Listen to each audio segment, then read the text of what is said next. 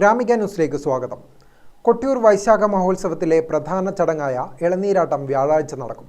വൈശാഖ മഹോത്സവത്തിലെ 4 ആരാധനകളിൽ ആദ്യത്തേതായ തിരുവോണ ആരാധനയും ബുധനാഴ്ച രാത്രിയിൽ ഇളനീർ വെപ്പും നടന്നു കഴിഞ്ഞാലാണ് വ്യാഴാഴ്ച ഇളനീരാട്ടം നടക്കുക. ഇളനീർ വെപ്പിനായി ഇളനീർ കാവുകളുമായി 100 കണക്കിന് സംഘങ്ങളാണ് പതിവ് പോലെ പെരുമാൾ സന്നിധിയിലെത്തിയത്.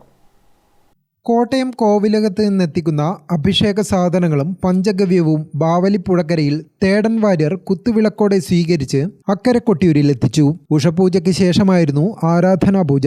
നിവേദ്യ പൂജ കഴിഞ്ഞ് ശീവേലിക്ക് വിളിക്കുന്നതോടെ എഴുന്നള്ളത്തിന് തുടക്കമാകും. തിരുവോണാരാധന മുതലാണ് ശീവേലിക്ക് വിശേഷവാദ്യങ്ങൾ ആരംഭിക്കുക. ഭണ്ഡാരങ്ങൾ ശീവേലിക്ക് അകമ്പടിയായി ഉണ്ടാകും. ബുധനാഴ്ച രാത്രിയാണ് ഇളനീർ വെപ്പ്. രണ്ടാമത്തെ ആരാധനയായ അഷ്ടമി ആരാധനയും ഇളനീരാട്ടവുമാണ് വ്യാഴാഴ്ച നടക്കുക. News desk Gramika news.